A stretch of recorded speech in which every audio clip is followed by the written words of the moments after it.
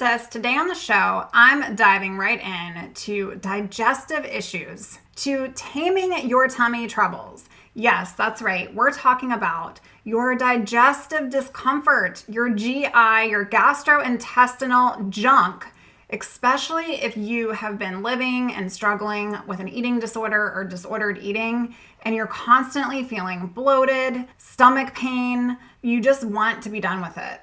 This can be such a deterrent when you're trying to find freedom. You want to enjoy more food, you want to have food more regularly, and you want to get rid of those unhealthy patterns and behaviors that are keeping you stuck. Yet you feel bloated, you feel full, you feel blah. In today's episode, I'm going to be talking about some of the things that you can do to help your tummy troubles so that you can continue on your journey to recovery as you create the very best version of you. Here we go.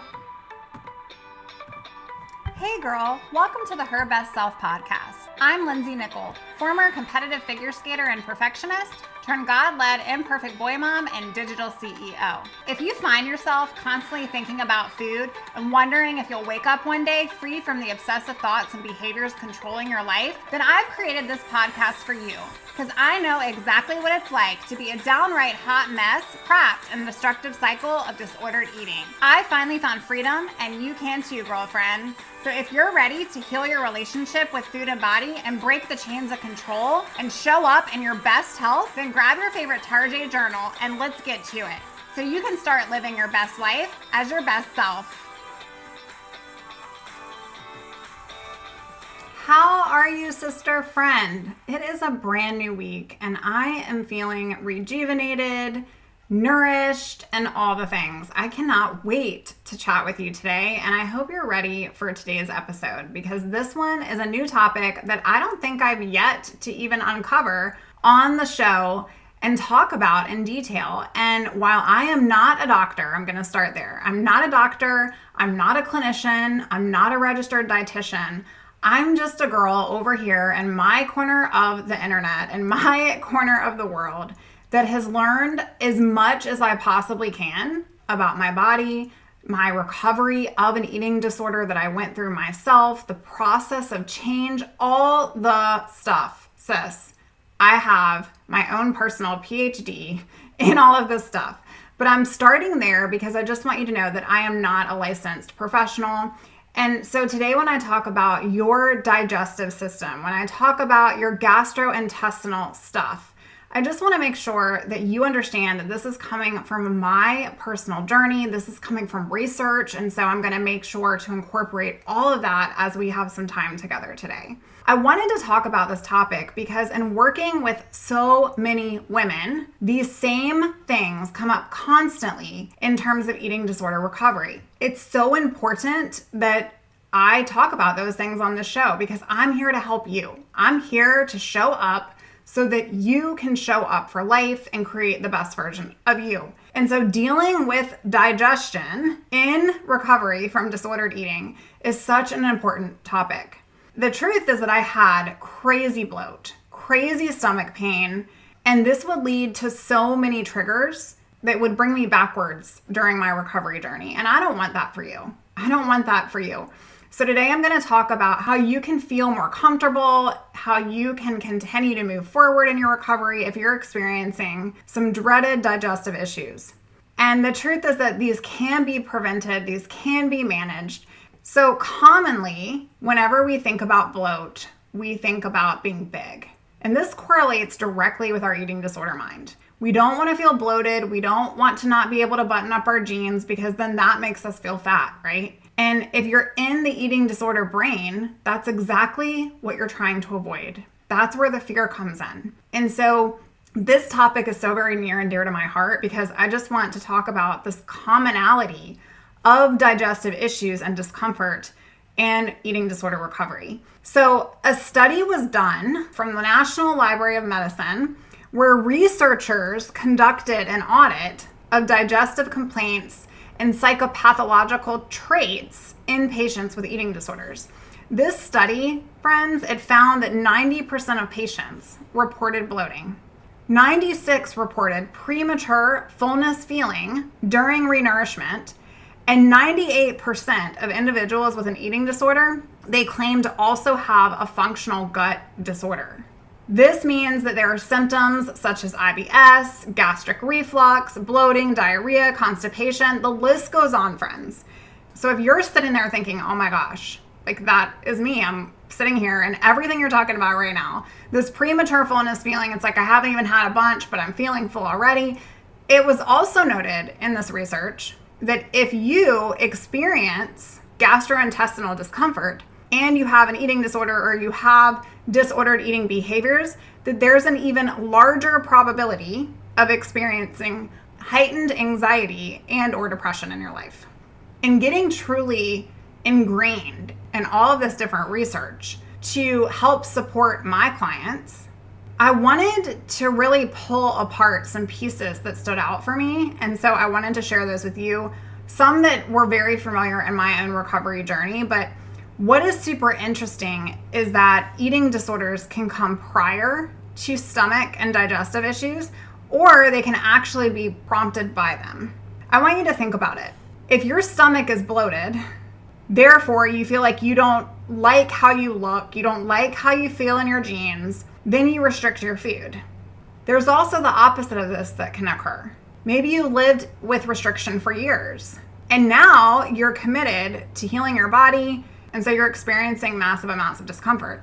This is such an interesting dynamic because when we've experienced digestive issues, it's very common to blame the food, right? It's very common to say, I'm just not allowed to eat that food, or I can't have that, or I need to go gluten-free, or I just ate too much for lunch and I ate too late. And this way of thinking, it actually creates a heightened anxiety that is going to lead to even more GI discomfort.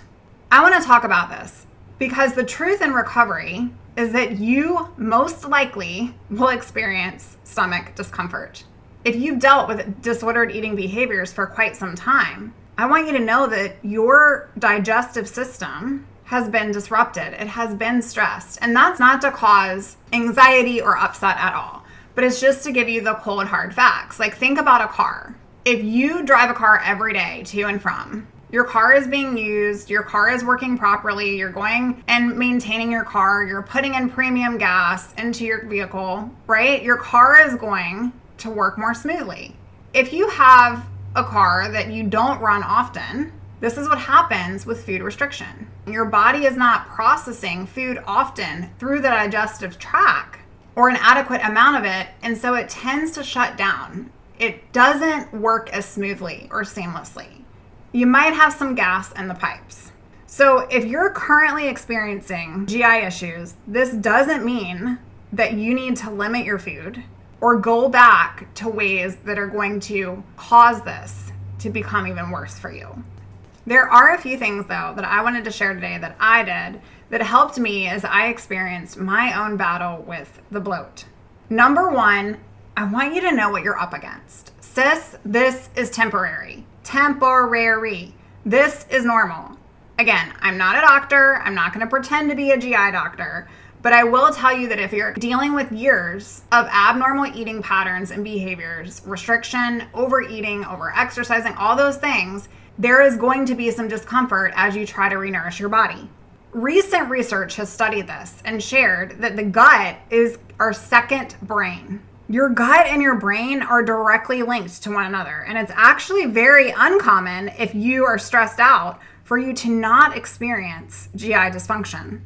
Learning to manage your emotional and mental health is going to help calm your nervous system and your digestive system. So as I was reading all these scientific articles, I read about this nerve between your brain and your gut. This nerve, it is connected to your vocal cords and your throat muscles, which is super fun for me. Like, I'm a nerd. I love it. I love to read all these things because it just expands the reason why I feel and truly believe this correlation between the brain and the gut. There's actually this nerve. What this article was discussing from the National Library of Medicine was that this nerve between your brain and the gut, it's connected to your vocal cords, it's connected to your throat muscles. And if you actually hum or sing or laugh or giggle, This relaxes you and it relaxes your digestive system. Isn't that wild? So I think that's interesting because when we're laughing, giggling, like we feel more relaxed.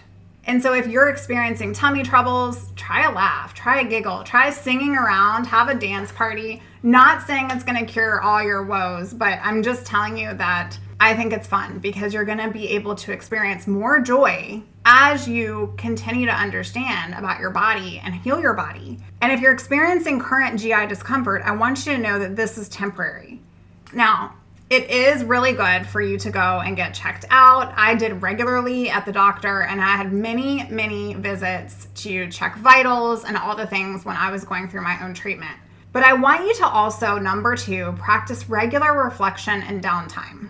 This can be hard if you're constantly on the go or you tend to keep yourself busy, and can be extremely hard if you have over-exercised or you're doing so now. And so you view resting as lazy. But sis, your body needs to rest. Your body needs to rest for so many reasons, but it also needs to rest to break down food properly. It also needs to rest because you've been restricting it. And if you've had hot and cold patterns with food, then your body is not sure. And so therefore, recovery really is all about renourishing, rebuilding, renewing, and reestablishing a healthy and safe place with you and yourself. I started yoga and I prayed and I wrote and I reflected, and it gave me a calm, relaxed place. Also, while I was eating, I would try to eat in a calm, relaxed environment because it allowed my body to relax, which helped me process my food. Number 3, limit those diet products. So in recovery, I had to swap out my sugar-free Jell-O and my low-fat salad dressings for the real deal. Yes, doing this was one of the hardest and scariest things I did, but it led to nutrition adequacy that I needed to heal my body. And it also helped ease my tummy troubles. Without sounding as though you aren't allowed these foods, because I truly believe that all foods have nourishment. Many of diet products out there are full of artificial ingredients that are going to worsen your GI. Carbonation, also swap that. Swap carbonated drinks with kombucha. Swap a nourishing snack with the gum you've been chewing. Sis, don't avoid food to try to help this problem. And this ties into number 4. Eating consistently and adequately. You don't have to earn your food. You're worthy of it. Eating larger amounts less often can overwhelm your GI. And the same goes for the opposite. Eating restrictive amounts causes your GI muscles to weaken, which leads to bloating, gas, and pain. And your digestive system, it works the best when it's regularly working and given adequate amounts of food. Aim to eat more often.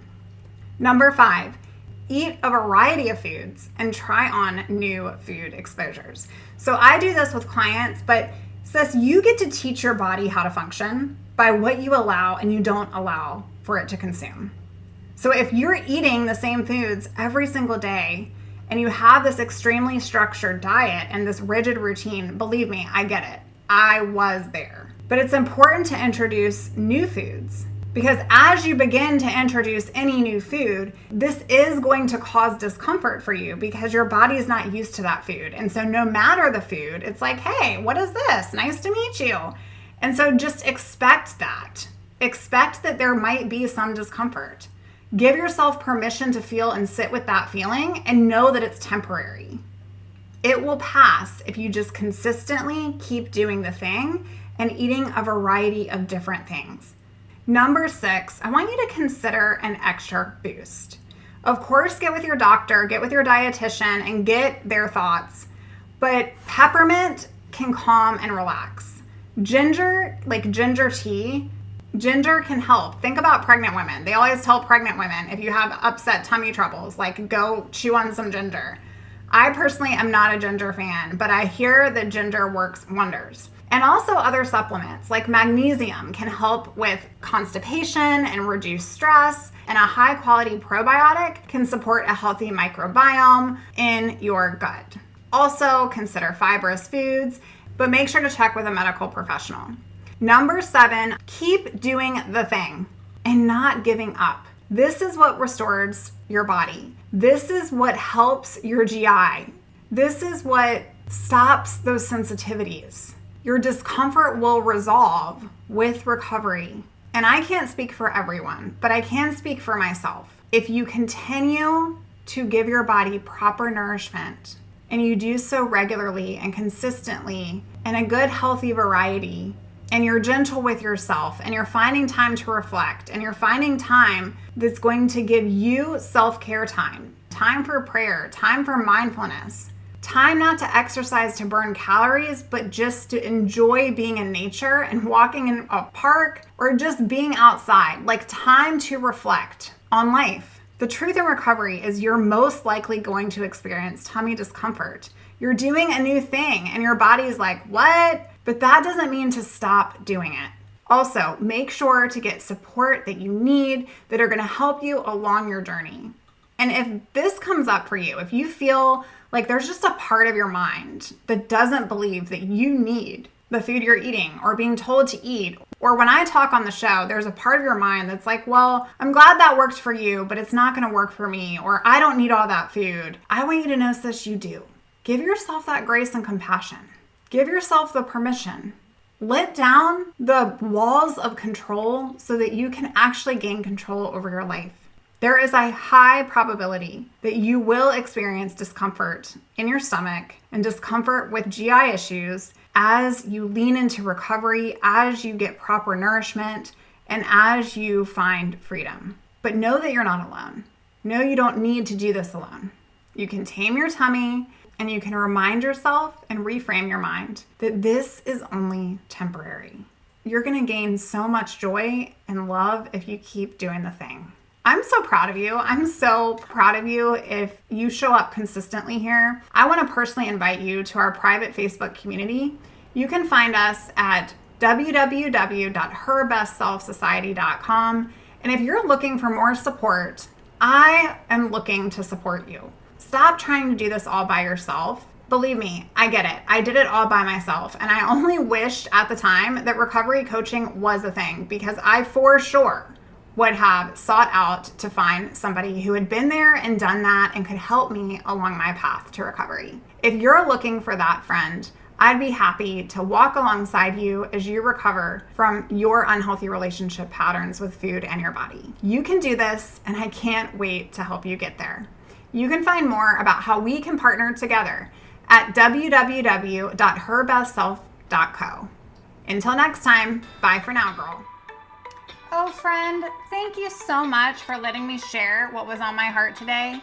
My hope for this podcast is to help more women find freedom from food and body. If this has empowered or blessed you, let me know.